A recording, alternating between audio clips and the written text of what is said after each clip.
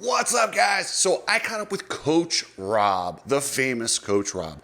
We talked about so much. We talked about amateurs. We talked about rider development. We talked about performance enhancing drugs. We talked about Deegan. It was an enlightening talk. Anytime I get to chat with Coach, it's a pleasure. So I hope you enjoy this. It is pretty long because we all know Coach can talk, but I just like listening to him because he's such a smart guy. And if you want to know how to become an athlete and take care of your body the way it should be, watch this show. You guys know the sponsors: Coach Robb, Epic Garage Designs, Ride Strapped, and Precision Transport. So let's get into this. You need people like me so you can point your fucking fingers and say, that's the bad guy. All right, guys, it has been way too long since I've had my buddy, Coach Robb Beams. How you been, brother? Hey, good afternoon. Thank you so much for the invite. It's good to see that you could come off the water for a little bit. I love watching you behind the boat there. Like I'm always been fascinated because to see those kind of, surf waves, I know that's an expensive boat. So to see you out there on that beautiful water, not worried about water moccasins or alligators, it looks like you're having a lot of fun on the water.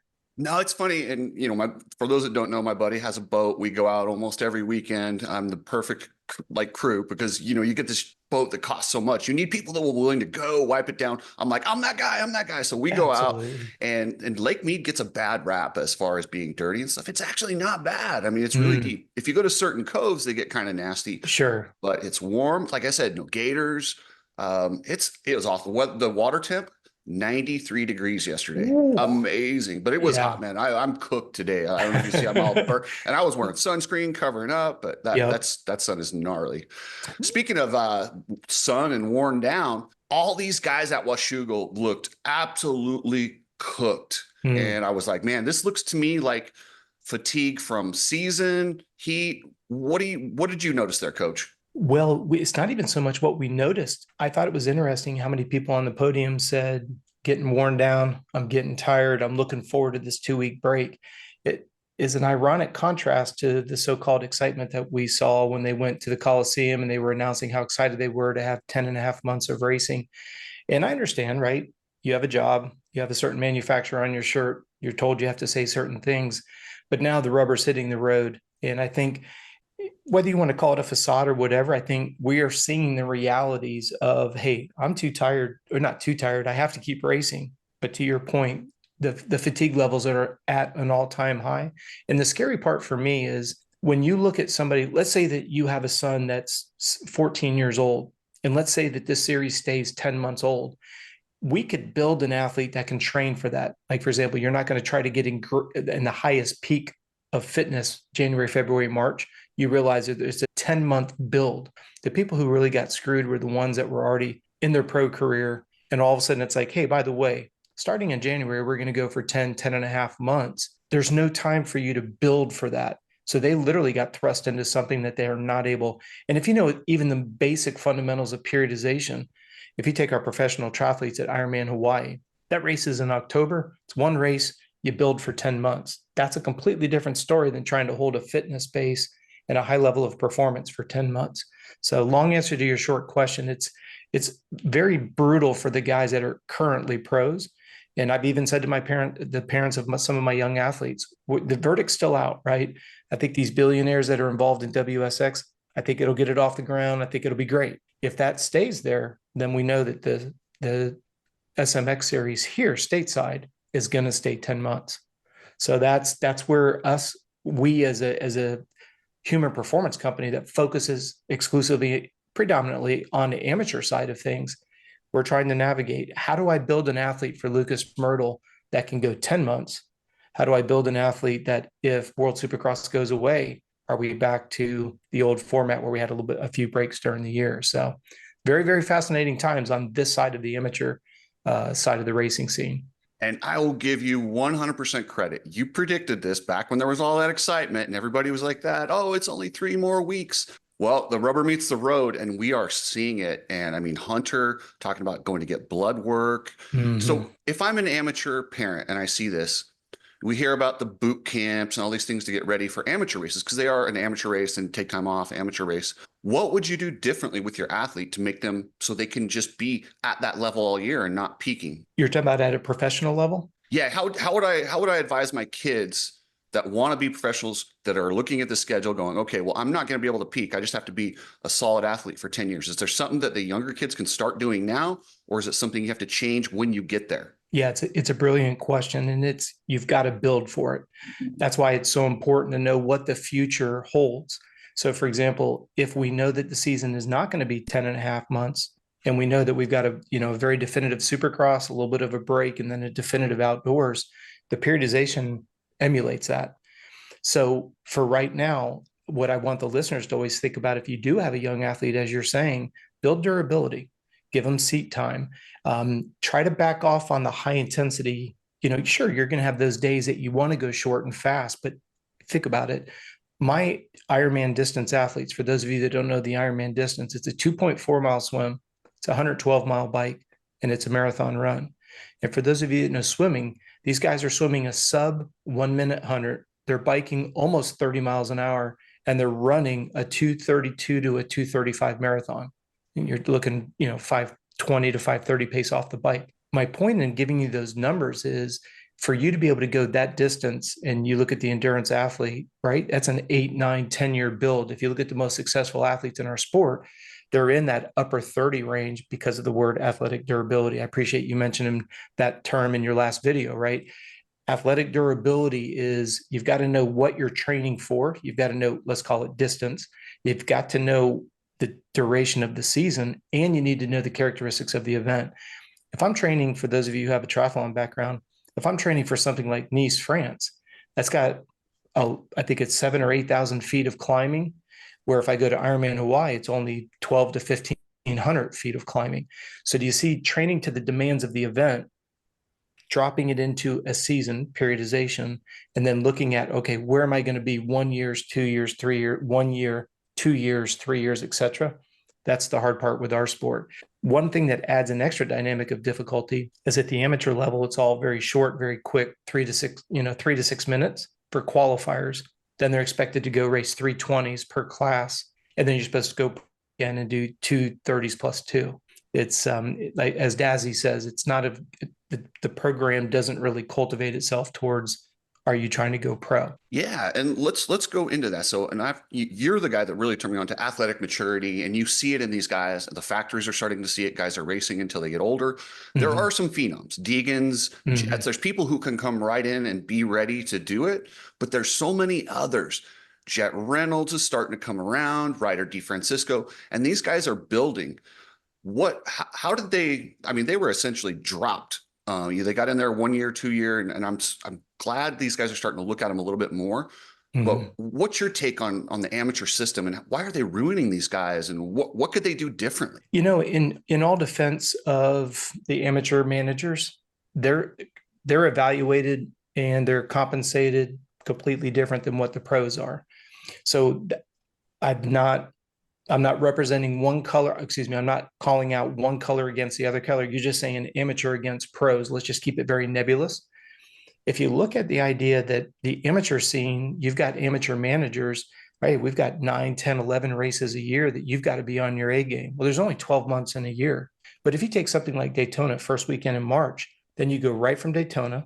It's a midweek race, not coincidentally.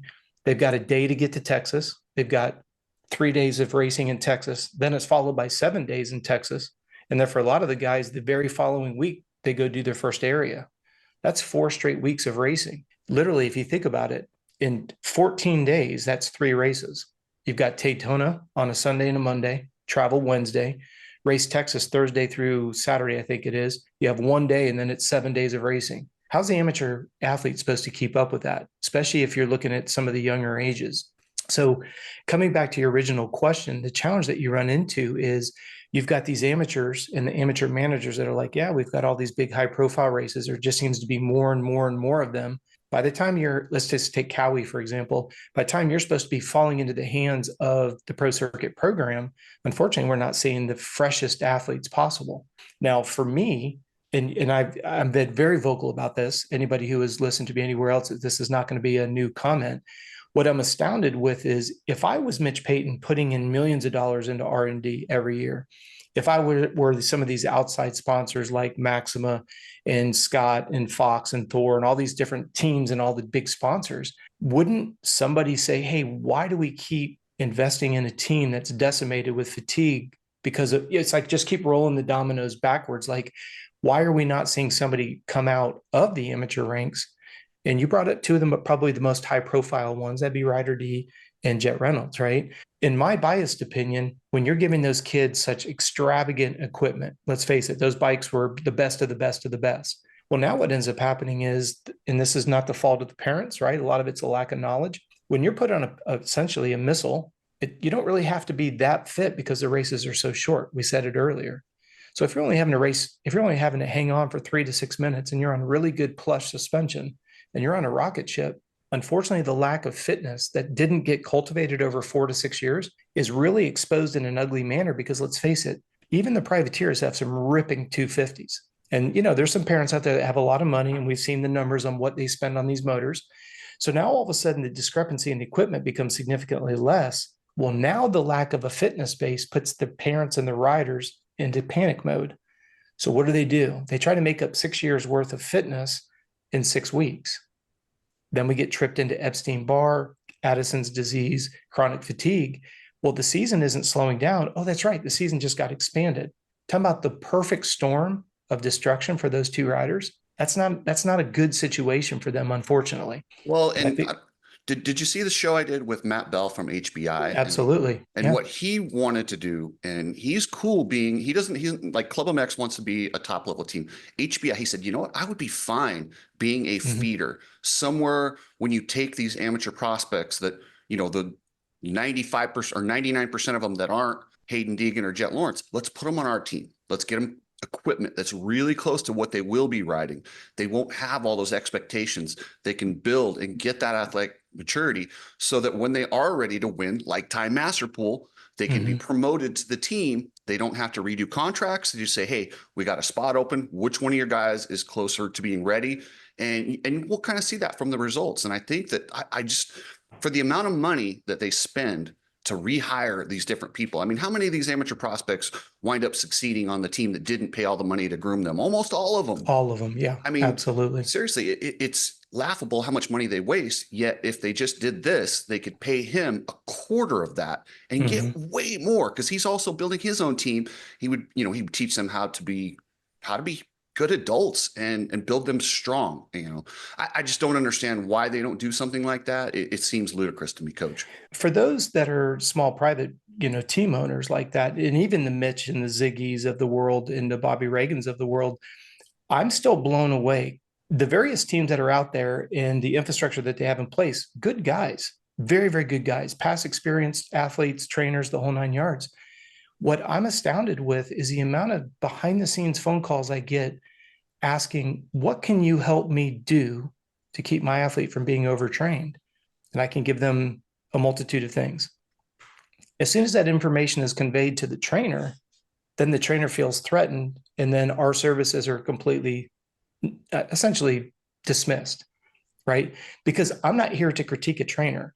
What I'm here to do is, let's take Mitch Payton, or let's take the gentleman from HBI. Those are his dollars, his time, his various resources. My responsibility is to just, and I say this with Derek Harris all the time at HP Development. My responsibility is to be the same human dyno that motorcycle does at HP. If you want to know what that motorcycle is capable at certain gears and ratios and RPMs and all that, Derek's the genius, literally, probably one of the smartest guys I've ever seen in the engine building world. So now you come over to my side of the fence. My responsibility to Mitch and Ziggy and I apologize, the HBI owner's name again? Matt Bell. Thank you.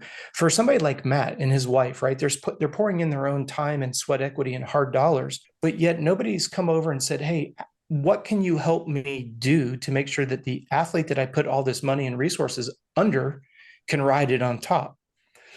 And then the ones that I have spoken to, I'm amazed. They go, yeah, that makes sense. And no adjustments are made. Now, I don't know where that information is getting cut through the buzzsaw, right? I could talk to an agent. I could talk to a parent. I've even talked to some riders. And all of a sudden it's like, okay, that makes sense. And then all of a sudden nothing's followed through. Yeah, I've got to be very careful on how sensitive and how close I get to the fine line on who it is and what they're doing. But when you're looking, and you've heard me say this, we've talked about it before. When you look at fatigue-related diseases, it is quite frankly the easiest thing to avoid. And yet it's what plagues our sport. So for me, this is why I thank you for reaching out saying, hey, do you want to talk about this? Because I want to get on every podcast I possibly can to get people to understand. If you've got a young, in Europe, they call them nippers. If you've got a young athlete, right, and you can just listen to a little bit of what we're talking about, and I'm not looking here, this is not a sales pitch on me or my services or anything else. I'm just asking people to change your perspective 1 degree. When you're an athlete, especially if you have a young athlete, right, when they were 18 months old and they were hungry and they were tired, everybody'd say they're pretty fussy. They need a nap and they need a snack. All of a sudden we get, let's call it 12, 13, 14 years old on a super mini. Now all of a sudden it's called training. Well, wait a second. Your son or daughter is calorically in a huge gap. And I'll share some specific numbers. We have a super mini rider who's 14 years old that burns 5,300 calories a day. So if you take 5,300 calories, and I always use an extra large egg as an example, an extra large egg is 75 calories. So I don't know the math off the top of my head, 150, you take 5,000 calories and you divide that by 75, just look at that from this perspective of volume of food. Now you're talking a 14-year-old athlete on a super mini. Now, I got this question that was posed to me just yesterday by one of our riders and their parents. They're like, how do we bridge 5,000 calories when fruits and vegetables and lean protein are very, very calorically anemic? They're nutrient rich, but they're not very dense on the calorie side. So if you guys remember when I was training Dudgy, we did the CBS special. I said, Dunge, did you have your ice cream last night? Oh, because the person that we were set up against, Villapoto and his trainer, the big thing was no gluten, no red meat, no sugar. And I'm like, well, that sounds really noble. If I want to make the discussion all about me, I can make it as extreme as possible, right? I've teased you off the record. I'm going to come up with a program where you're not allowed to breathe oxygen. You're not allowed to drink water. And you're not allowed to eat food. And I'll probably be on Oprah on Monday and a multimillionaire, because the more absurd you make it, it seems like people gravitate towards it. If I can get just one parent that's listening to this, Chris, if I can just get one, if you would just constantly run your child's program, or for our vet riders, if you would just run your program through the mechanical realm of questioning, you see 100 hours on your motorcycle, you yell at it, toughen up, suck it up, buttercup, push through, right? If you called me over and you say, hey, Rob, I'm going to go ride 320s today, and I show up with a half a gallon of gas, you'd be like, dude, are you an idiot? You're going to need 5-6 gallons of fuel, right? And that's what I want every parent and every vet rider and everyone in between to think about it simply from mechanical terms. If we literally ran out of gas, we would not allow ourselves to get into a caloric gap. And yet there's programs out there that are saying they'll put a caloric number and a restriction, and I'll just give the number publicly. I've heard from a couple different people that are associated with teams that they'll say no more than 1,800 calories because you got to be light for the whole shot. And yet these athletes are putting in 45 to 5,000 calories on the burn side. But this mindset is, well, you got to be light on the bike. Well, wait a second, Chris. Mitch Payton has hired me to be his factory mechanic for a weekend. I've got this brilliant idea. I'm going to save weight on the bike. I'm not going to fill the radiators. I'm going to cut half the oil in the engine casings. But I'm telling you, we're saving weight, man. It's going to be a nimble bike. It's going to accelerate like a missile. Well, people would laugh me out. They're like, dude, the bike's going to grenade. It's right on the verge of seizing. Okay, well, let's apply that same methodology and ideology. That's why I'd love to talk to Matt personally. I want to be able to meet with a team owner. I don't care if it's somebody high profile like Bobby Hewitt at Triumph, if it's Matt killing it over here on a privateer program, it doesn't matter who the person is. I'm looking at it saying, who's riding your investment? These various companies that invest, it's a metal company for chains and bars, right? It's a fuel company. It's a seat cover company. It's OEMs. It's gear, goggles, boots, the whole 9 yards. Why is nobody asking, why are these riders so decimated, right?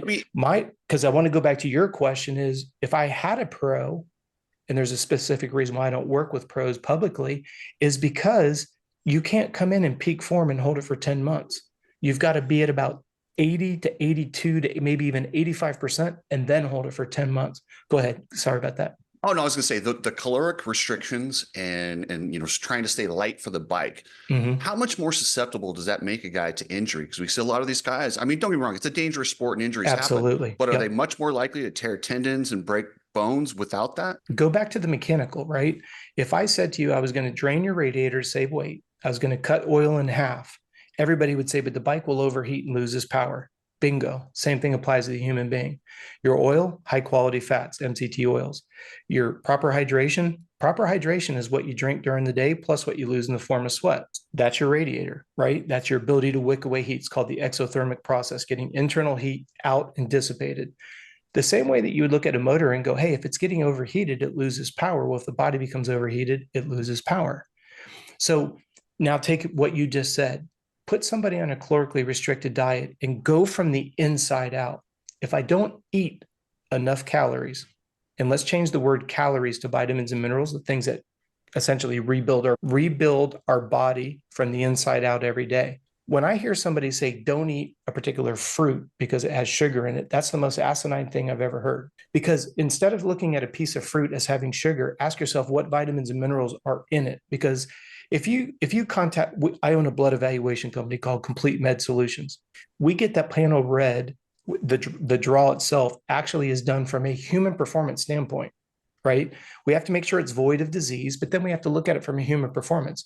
An elite athlete riding a motorcycle is going to have a higher burn rate of energy vitamins such as B6 and B12.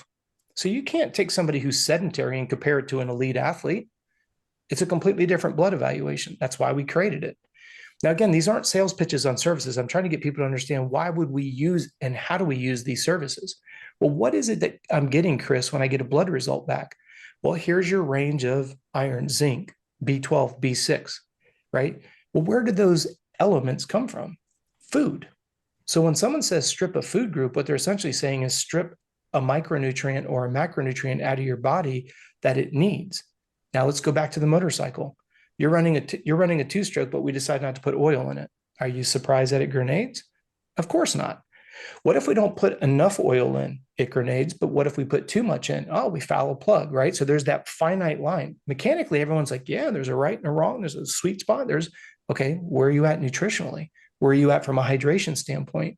Because if you come back, let's go back to micro, fruits and vegetables, macro, carbs, protein, and fat. Just keep it simple. It's obviously a lot more complex, but why make it? How do you expect bones? Let's go from the core all the way out. How do you expect bones to increase the density and their ability to take load? It's got to come from food and adequate amounts of sleep.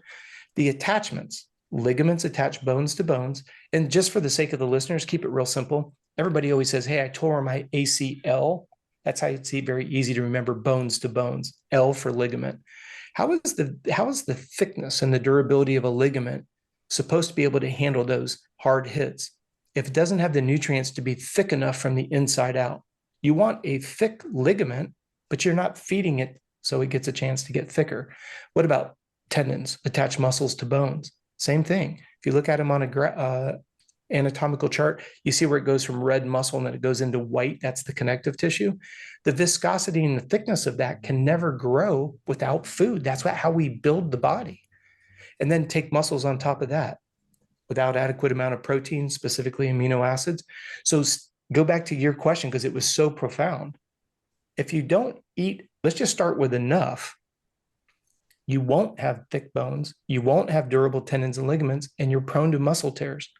Oh, but on top of all of that, you have your immune system. So many people think of protein, they think, oh, big muscles, right? Protein plays a significant role in keeping your immune system strong. How many people have we saw? And I think it's interesting, you brought up Jet Reynolds. He's been diagnosed with Epstein-Barr. That's a suppressed immune system. So if I can get the listeners, if you're watching this on YouTube, kind of think about this illustration-wise. If you're listening, please don't wreck your car, whatever you're doing. How do you expect the immune system to get strong enough to handle airports, bathrooms, right? We want a strong enough immune system to be exposed to a virus and have a strong enough immune system to kill it. Well, now you're on a calorically restricted diet, you're dehydrated, and by the way, if you're not satisfying hunger, you won't be able to fall asleep at night. I go back to an 18-month-old child. You give your son or daughter, Chris, when they were itty bitty, you give them a bath, but you don't feed them. You put them in bed. They're not going to go to sleep. They're clean, but they're not going to bed. Why? Because you haven't satisfied hunger. Right. Okay. So now as an adult, we think because we're trainers, we're athletes, right? We're a vet rider. Well, how are you supposed to get better sleep, satisfy hunger? How do you build the body? I like what you said, from the inside out, reduce the risk of injury. Eat. Don't strip out food groups unless you've proven that you have an adverse reaction. If you have celiac disease, you cannot eat gluten. You're going to get irritable bowel syndrome big time. I have a client of mine. If he eats red apples, Chris, his face swells up. Well, if you Google red apple, they'll say it's got fiber, it's got water, it's got vitamins and minerals. It's healthy, but unfortunately, his body reacts to it completely different. So that's why we test foods with everybody. We look at calorie gaps, and then we build a meal plan around that so that they get adequate vitamins, minerals, macronutrients, proper hydration. So now they can ride the bike to the capabilities that Derek Harris builds a motor and balances it. Does that make sense at any level? Oh, 100%. But isn't there a shortcut to this? Is there, and they call them performance enhancing drugs. It depends on how you look at that. A lot of those things, I mean, protein could be a performance enhancing supplement, but caffeine. I mean, there's creatine. So many I laugh when people use the term steroids. Steroids, that's just a generic term for about 1,000 different types of testosterone. So it doesn't matter. And I laugh when Chase Sexton's trainer says he's not on steroids because he'd get big. Well, that's not true. We know that there's different types and how you use them, when you use them, and all around that. It's just it's an ignorant thing to say, but like, how can you? I guess my question to you is, can you circumvent all that eating and dietary stuff if you use PEDs? Ask that question again. I want to make sure I understand it. Are you saying PEDs okay? So you're talking about. I guess my question is, can I starve my athlete, run them hard, and then just replace it with injectables and circumvent that process a little bit? I know it's cheating, but I'm saying, is it possible? No, your point's well taken. It's kind of, if you think about a performance enhancing drug, a PED, you've got to think about what you're actually injecting, and those are hormones. Okay. Hormones' only job in the body is to communicate. So when you take a synthetic HGH is human growth hormone. That's what your body releases naturally when you go to bed. So you can see where this is a compound problem for these athletes. They're traveling a lot, long days. I mean, a lot of people don't realize a lot of these athletes get to the track 7:30 in the morning, and they don't leave till like Supercross. They'll get there at 7:30, even earlier for riders meeting and prayer and all that. By the time you get done with the award ceremony and you decompress inside the riders lounge, you're not out of there till 11:30, 12 o'clock at night. Come back to your original question. What if they've got a red eye tomorrow morning, 6 a.m.? They've got to be at the airport at 4. They're running on 4 hours of sleep. So when you recognize that your body releases human growth hormone when you sleep, and when an athlete's not sleeping, that's why they are forced to go that route. HGH is what makes your fat fall off your body, one of the strong elements to it. Testosterone, a lot of people know it as a strong sex hormone. It's also a precursor to producing more red blood cells. Red blood cells are where you carry oxygen. There's where it becomes a PED. If you jack the body up with PEDs, it's like revving the engine without giving the rest of the body the supporting parts. So I'm going to show my age here. My first motorcycle was in 78, so I'm going to show my age. If I take a KX 500, if I take a Mako 490 Spider, if I take a old RM 465, right? If I take any of those and then I put an 85 chain on it, nobody would be surprised that it just snaps it because of the sheer power. That's where we start to see things. A lot of the injuries tend to stem from the idea that you've juiced part of the system up, but the supporting staff can't keep up. So remember, when you're taking something like HGH, or let's go on the most potent, EPO, right? I always tongue twist it, so I'm going to try to do my epoerythemium. Just look it up. It's a tongue twister. It's about that long. And when you read it, it seems pretty verbatim, but I can't always articulate it. So EPO, in the cycling world, they call it Edgar Allan Poe. Okay. What that does is it's, again, a hormone that tells your kidneys to produce red blood cells. Just so you get kind of a background on it, EPO, believe it or not, made it into the athletic world when they came up with a drug that was designed for cancer patients who, unfortunately, their body was getting, when they're taking chemo, they couldn't produce more red blood cells. So a company came out with a pharmaceutical drug that said, hey, it will trick the kidneys into producing more red blood cells. Well, athletes hear that, as the old saying goes, red blood cells carries oxygen. Oxygen means speed. Speed and endurance means wins. So the idea here is you take the EPO, it triggers the kidneys to produce more red blood cells. But where the danger comes in is, imagine taking a garden hose and hooking it up to a fire hydrant. Just because you can produce more red blood cells doesn't mean the supporting system can accommodate it. This is why if you do any kind of research, and I would encourage all your listeners to do so, don't take my word for it. Please become a student. Go in and Google how many cyclists have died in their sleep because of EPO overdose, right? They take a little bit too much, and essentially the volume of blood surpasses what the artery, which is what carries carries oxygenated blood away from the heart. Unfortunately, if the supporting staff can't hold it, it blows. So they die of cardiac arrest in their sleep. And it's weird. A lot of them, almost all, I won't say all, I'll give a percentage of 75% happens when they go to sleep. Well, and that's why Lance had the spin bike next to his bed. Well, this is why when you've publicly just mentioned that there's been people that you've run into in the hotel that are getting ready to go out for a run, and people are like, oh, Chris is full of shit. No, it's absolutely true. Because all you got to do is do a little bit of research, because Google's made it a lot more available to get this information. Go and look at how many of these guys get up at 10 o'clock at night and pedal for an hour and go back to bed. And, we can get into the whole idea of, isn't it interesting that sports like cycling and running and track and field and swimming and everything else, everybody warms up for a long period of time. Usain Bolt warms up for an hour to go 8-9 seconds. But yet you bring up warming up in the motocross world, people look at you like you've got four eyes.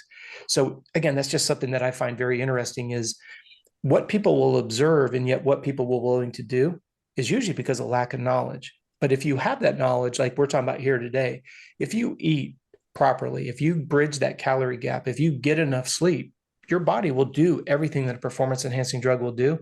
It just takes 1,000 times longer. Because I got asked this, I get this question all the time. Can I beat somebody that's on drugs? Unequivocally, no.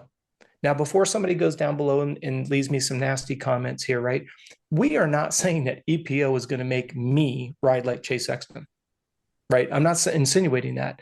If I started taking EPO today, I'm not going to bike like Lance Armstrong, or in today's day and age, Bogachar or Vingegaard or whoever, right? It's not going to happen. Coach, if you put a exotic exhaust on a 20-year-old bike, it's still not going to be as fast. But if you put that on a new bike, it's going to increase, and it'll make a big difference. And I think that's kind of what you're getting at.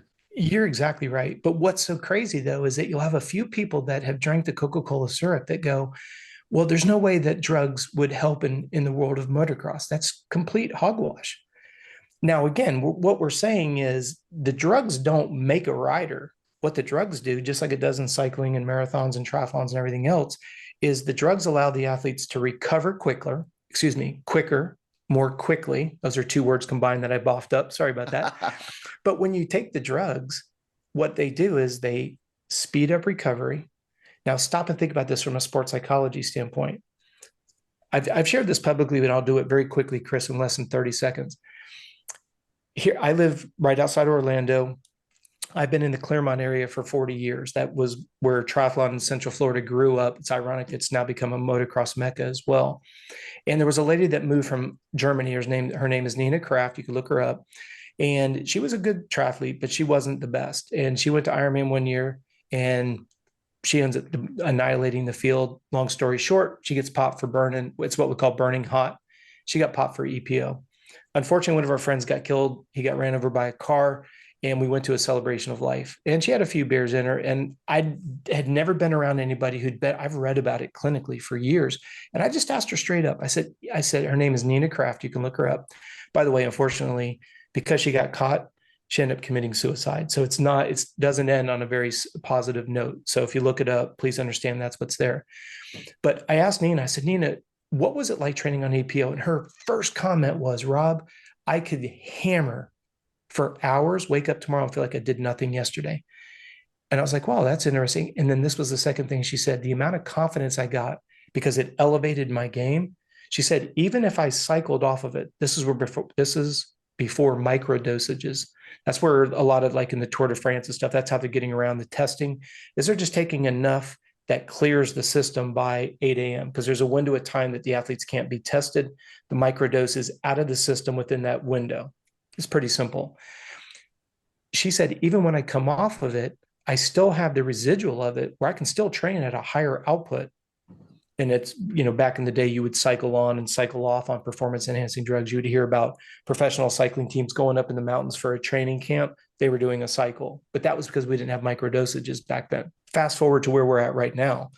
If you look at the idea that these athletes have to recover quicker, they have a shorter period of time, and now they're asked to do it for 10 months. Nobody is blaming anybody for wanting, and you've been very vocal about it, run what you brung, right? But here's where I have to politely argue. And again, you and I have always been able to disagree on things and still talk about it. The problem is EPO, corticosteroids, testosterone, they call it the cocktail, right? You take EPO, and then because it causes a lot of inflammation, you take a corticosteroid, and then you put those together with testosterone and stuff like that. It's expensive, very, very expensive. It could be upwards of $20,000 to $25,000 a month. So when you say run what you brung, well, yeah, if you've got a $50,000 weekend bonus and you win 3 of those in a month, sure, it justifies paying for that. You know, it's like you brought it up, the idea that Hayden's flying private. Well, think about it. If you don't have to go sit in the airport, let's say you have a 9 a.m. flight. Well, you're up at 4:35. You got an hour drive to the airport. Like for Hayden, because when I was working with Dunge, every single person that flies out of Tallahassee has to go to Atlanta as the connecting. There's no other way around it. So think about that. You've got to get to the airport an hour early. If it's a small airport like Tallahassee, you can get there an hour early. But then you fly to Atlanta, hour and a half layover, then a 3-hour flight somewhere. You've lost 8 hours out of your day. So $50,000 bonus, like he said, I don't know, that plane that he showed a picture, you put it in your video with Ricky beside him, that was a big ass plane. Like when I saw he was paying 50 grand, because I've looked at, they call them jet charters, right? You just buy a portion of time in kind of like a conglomerate of other people. And I've seen it where it's $5,000-$10,000 a flight, not 50,000. But then you look at that plane, because you can see Brian behind him. That was a big ass plane. Yeah, there's that plane, and then there's all those guys on it, and you're talking about we need it in an hour. Yep. I imagine it probably wasn't exactly a discount, rental. No, but look at Ricky though. Ricky was very smart, and he's very vocal about the idea that he spent over $1 million flying private. But I'm just going to use loose numbers. If you spend $1 million and make 10, who wouldn't give you? You do a lot on the gambling, right? On the ROI. Who wouldn't lay those gambling rumbles down? I'm using the wrong word. I'm not a gambler. I don't know the numbers, but Coach, it all comes back to like, okay, so the reason people do performance enhancing drugs is so they can train more. So if I get one more practice day throughout the year, how much better will I be than the guy that can't do that because they have to rest? Same thing with flights and everything else. It's all those little advantages, and they do add up. And that's the difference between first place and 10th place. And 100%. Well, just go off of you could say that the jet is a PED, right?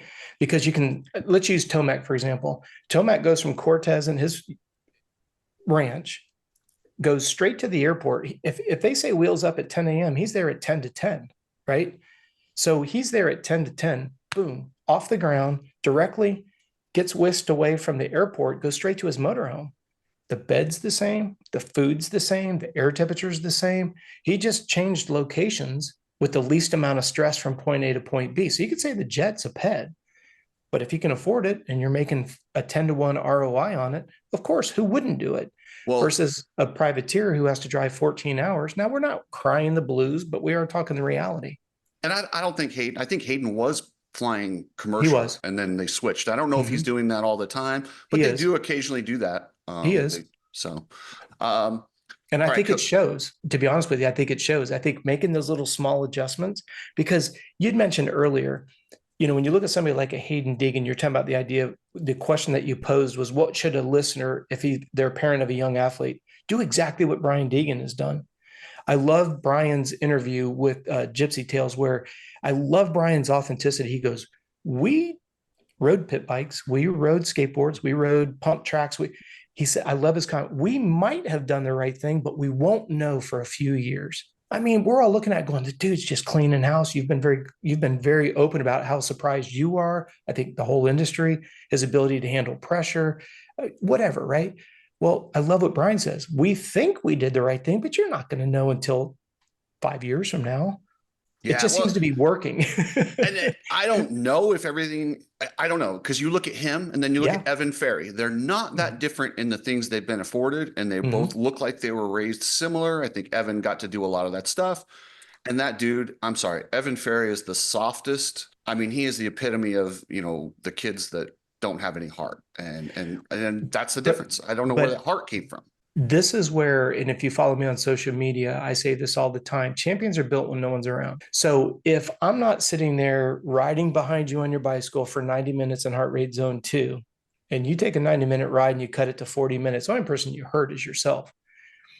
This isn't to blow these young kids out or whatever. It just, like you said, I can't create the fire in the belly of somebody. Chase Dashel is my current pit bull right now. He is, and most of you guys know I worked with Logan Best. Logan Best was my pit bull for the longest time. Chase Dashel right now is my pit bull. You don't have to tell him, please finish the workout. What I have to do is I have to say, please don't go beyond that duration of time. And if you explain to him, all right, this is the food that we need to meet your caloric gap, he doesn't ask questions. In fact, you can pretty much look at his MyFitnessPal and you can see he just keeps plugging it in. Now, some people may say, well, he's just blowing smoke up your skirt. Not when I see him on the racetrack, because, and this is something, Chris, that a lot of people don't understand. What you do today, you will not see the benefits of it for 6 months. That's the magic number. So when Chase does or doesn't do something, he's not hurting anybody but himself. And it's not what he's not going to feel the ramifications of it. This is what dupes a lot of young kids into thinking they're kind of screwing the system a little bit. But they kind of mess up for 3 or 4 weeks and they don't see the immediate results. They think that they're immune to it until somebody else didn't cut the system short and they just incrementally walked right by them. How many people, and you've done a lot of this on your shows when there's a lull in the racing, when you've talked about where did this guy come from? Didn't have a stellar amateur race career, but then look, Dunge only had 1 championship at Loretta's. Villapoto, a lot of second places to 11. I mean, there's a lot of stories, but what's the common theme below most of it? Besides the fact that a lot of times the parents beat them into submission. That's just a raw reality, right? There's a lot of stories out there of some parents that were really hard on the kids. Okay. Mitch Payton has been public on Whiskey Throttle saying the parents that are the hardest tend to create the kids that have really excelled. I'm not advocating that. I'm just saying, if you look at history, right? But how many of the kids outside of the ones that were kind of beat into submission, I say that with verbal, right? You're going to do this come heck or high water. But what about the ones that were quietly working, the Weston Pikes behind the scenes that worked their way up, the Jeremy Martins and the Alex Martins? They were good, but they weren't the Kevin Wyndhams of the world that just oozed natural talent. Well, then you put that work ethic, you put that pit bull, you put that fire in the belly. As a human performance coach, those are the guys that are great to work with. What is hard, and this is the $1 million question that I get asked all the time, how do I know if my son or daughter is working too hard or not enough? And we have some methodologies that we use that are very, very specific. So that way the athlete, because if you look at confidence, there's no way that I can measure Chris's confidence. But if I can show a percentage of improvement, strength to weight ratios, top end speed, there's critical speed numbers and things like that. It strips all the emotion out of it. Either your son or daughter is doing it or they're not. And I'll be right here on your show, Chris, and you've got a shitload of followers. I'll be very, very crystal clear. I only do my programs on a month-to-month basis, because if you aren't willing to do the work or your young son or daughter isn't willing to do the work, I'm out. Because I'm not going to beg somebody to become a millionaire. That's exactly it, Coach. And that's what I wasn't sure if Hayden had.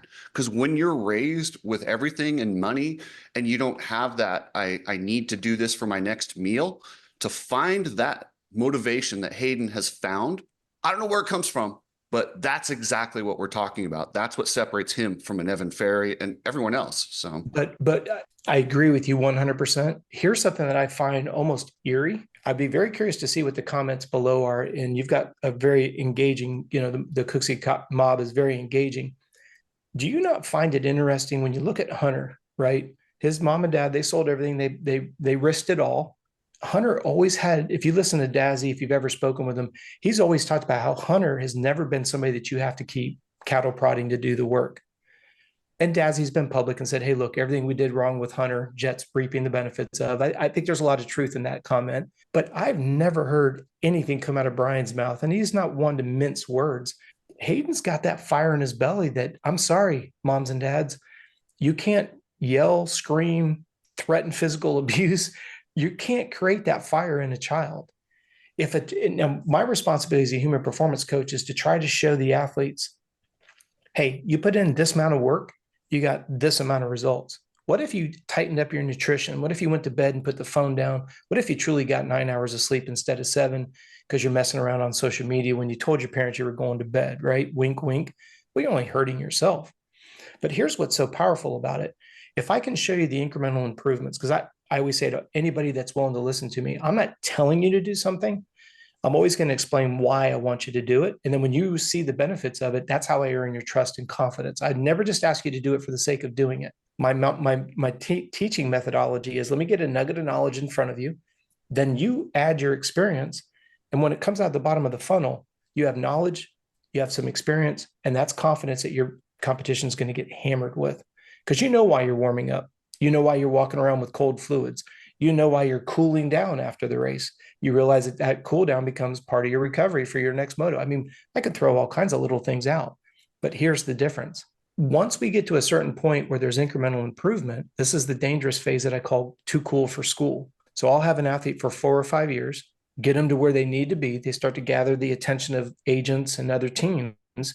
Well, they've heard me for 4 to 5 years. They know what they did to get there, but now they're making 4, 5, 600 grand and they don't want to hear my voice anymore. Now, I don't need to be vindicated. I don't have to be proven right.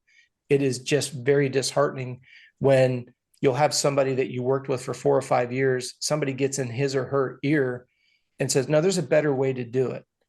And then they just totally dismiss everything you've invested in them, and they go out there. And then within 6 months, adrenal fatigue, stress fractures, injuries, and the rest is history. Coach, it absolutely drives me nuts. And I see this in MMA too. One of my friends is a fighter. She trains all the time. And I remember I went and watched practice and I said, holy crap, they're in a room that's like 100 degrees. Mm-hmm. Everyone looks like they're going to die. And she's wondering why so many people are getting hurt. And I'm like, you guys are too much. She's like, well, we have champions out of this gym. If all that many people couldn't be wrong. I'm like, no. You're dead wrong. The reason is because they're all doing it and it's like they're following. So everyone, it's like this mass thing where they just follow. And if it was just 1 or 2 people, they'd probably fix the problem. But since it's, everybody couldn't be wrong, which in reality, most people, when they're in groups like that, make dumbass decisions and follow people because their mom told them to. Like there's a trainer in Tallahassee, Ricky's mom. I'm sorry. She doesn't know crap. She knows what she did and what she thinks she saw Ricky do, but she might not know everything. And it just because it worked for one doesn't mean that there's not a scientific formula that can work for everybody, which you have. Well, that's what disgusts me when I see these different facilities, and there's some really good ones out there. We're expanding our complete racing solutions network of facilities where we've got a coaching certification program where we're taking people, giving them an education, and then actually doing a placement. It can go to any of our CRS facilities around the world. We've got half a dozen in Australia. I'm actually negotiating with New Zealand right now.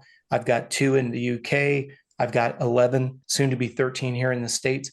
I want to be able to take these coaches once they get their degree and then put them in placement, because Chris's experience as a racer, now educated, now working at a facility, we're going to build those durable athletes that you were talking about. Now, that's not me trying to toot my own horn. Oh, look at what we're doing so well. I'm just saying there needs to be a process in the system. My ultimate goal is that I can get in front of a team owner that says, hey, help me build a durable athlete that the resources that I'm investing, we can get the most out of. Tony Alessi talked about it with Mike, right? And it's always amazing to me because I did this interview as part of our Navigating Amateur Motocross. And Tony just said straight up, he goes, everybody showed up tired. We made sure that we came in with our batteries at 100%. They're at 20, made it easier to beat them. Now, this is a guy whose son was one of the most, he's tied with James Stewart for the most wins at Loretta's, giving away his Coca-Cola syrup secret. And yet there will be parents out there that will say, to your point, Chris, well, my riding coach said, we're doing it this way. All right, that's fair, but ask why. Well, because their riding coach told them to do it, and their riding coach before that. So now we're 15 years back with 3X pros that nobody can explain why. And then we see the attrition rate when someone should be coming into their prime is falling apart. And that's where I'm just like, man, it's so hard. And when you go to somebody like a Deegan, you look at somebody who has the fire in the belly, who's willing to listen, willing to try different things. I thought it was incredible that Deegan flew out and spent time with Tomac. If you think Brian did that just because he wanted to go to Colorado and see the beautiful mountains, I've got a bridge in Cairo, Georgia to sell you.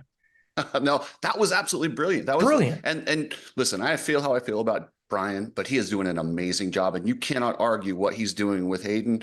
And I see him throttling him back. They sat him Yep. down. They were bummed. They're like, oh, we're trying to make him just be a kid because he's got that internal fire. But it's so much easier to manage that fire than to try to light the fire. You can always throttle it down easy, but to light it, I don't know, as a parent, you can. But one of the parents got mad at me because their kid, and tell me if this makes sense or not, because I want to make sure your listeners get it. The kid was kind of doing half-assed everything, and yet his parents were, nice motorhome, couple practice bikes, couple race bikes, stock bikes, mod bikes, racing all the nationals.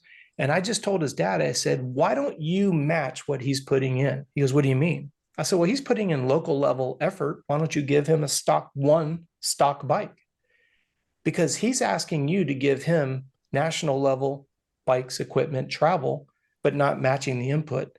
And this is the question I ask of all the team owners that I've had, and even some of the agents I've had the privilege to talk to behind the scenes. What are you getting out of your athlete compared to what you're putting in? Because my whole thing is I'm just trying to match the two. A perfect day for me is when an athlete is handed a bike that's fast and well balanced, and the athlete is strong enough and fit enough to push it for as long as asked, and then come back and do it again, and then do like maybe it's 6 motos in a day with 30 minutes rest in between.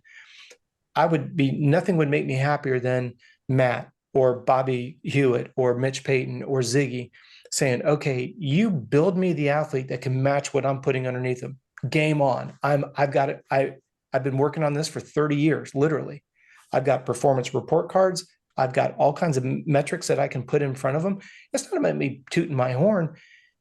We have a vet. If there's a vet rider that's listening, or there's a parent of a super mini rider, let me build your athlete that matches what you're putting in. And if they're not willing to do the work, I'll be the first one to tell you, shake your hand and say, look, you need to either give them national or give them local level equipment or find another sport, because this kid doesn't want to give you national level effort.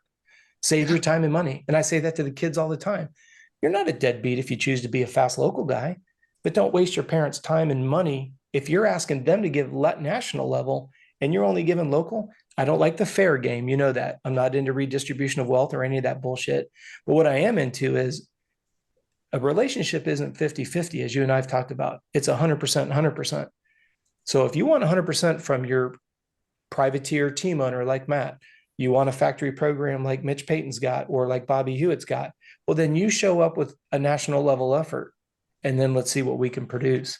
So it's so simple. The problem is it gets convoluted. Let's face it, our sport's a lot of not what you know, but it's a bro network.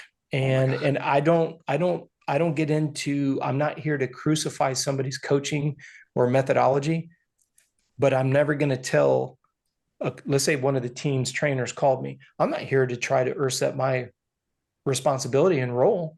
My job is to help them do their job better, but man, they get all butt puckered. So this is why I've gone out and I've just started very quietly bringing my own coaches under my own umbrella, because I've tried working with a lot of riding coaches. Man, I get the stiffest arm you've ever seen because it's too much science. And I'm like, wait a second. Nobody out there riding that bike on the track right now came out of the womb knowing compression and rebound and how to set sag. Now, many people came out understanding how to mix two-stroke oil, but sure enough, there's bikes out there. But yet nutrition's too complicated. Heart rate training's too complicated because we're using a wearable device. Come on, man. It's easier than it's ever been, Coach. Yes. I watch my heart rate all the time. I can tell you when I'm about to get sick, my heart rate spikes, or But hey, before I didn't know we were gonna go this long. I told you just 30 minutes. Loretta Lynn's, you have a ton of championships there. Mm-hmm. We're looking at a pretty big number this year. Who should we watch, and can we get to your big number? Yeah, we're sitting at 298 amateur national titles. We have 4 AMA #1 pro plates as well, but that's really not our focus. It's really the amateur side of things. So Chase Dashel is my big investment. I think he's capable of it, but with Loretta's, you just have to. It's a long week. I'm not going to say we're going to go out there and stamp it, but he's definitely capable. Interesting story, Ryder Reiger from out west, out in the Utah, I think he's Utah area. He was actually in the C class just last year, and he's been working his tail end off. And he just got a couple of amateur titles at Washougal this past weekend. So if you follow me on social media, you probably saw I even put a post out there. We didn't even taper for that Washougal race. We just literally trained right through it, geared for Loretta's. So I don't, no disrespect to Ryder. I think a top 10 would be a great week for him, considering last year we were in the C class. But Chase Dashel, and then I'm very fortunate. I've got Nolan Ford. He's a whippersnapper. He's underneath Daniel Blair and that group there. Sawyer Geik is on there as well. Another one of the Orange Brigade riders. I anticipate we'll see some good things out of him. And then we've got a couple girls that are there. We had 10 athletes that decided to try to qualify, and 9 punched their card through. The 10th would have gotten in, but mechanical, right? We had a win and a DNF, and it took us, just the way the numbers fell, we just didn't get enough points to get there. So we would have been 10 for 10, but I'm very excited to get back there this year and get back to the ranch. We fly in late Wednesday. We'll roll in there Thursday and see what's going on. As I've said to you previously, that's when the week gets real. Hey, are you still working with my friend Sophia Phelps? Unfortunately, no. Okay. No hard feelings whatsoever. I want to make sure I don't leave that hanging, because it'll sound like there was bad will there. Just with her going to college and stuff like that, racing and training was kind of like she was doing what she could when she could. And then that WSMX or the WMX, they kind of gave them those 3 or 4 rounds. And I thought she did a great job, because she was really focusing on school more than anything else. And I've had the privilege of working with her for a couple of years. And like I told her, I feel like you've got enough of the infrastructure. That's why, and I'll say this publicly, another reason why I go month to month, I never want somebody dependent on me. I want to empower with knowledge. The cool part about physiology is, even if you know the fundamentals of nutrition constantly evolves. As you grow leaner, stronger, faster, your nutrition changes, hydration changes, what you do in the gym to avoid muscle staleness, that changes. So it's a very, when you look at physiology, it's never a static environment. And I think that's another mistake that a lot of people make, is they don't realize that, like, muscles will go through a couple different stages. It'll go through confusion, it'll go through adaptation and strength, and then it'll very quickly go into stale. It'll go into a mode of becoming stale.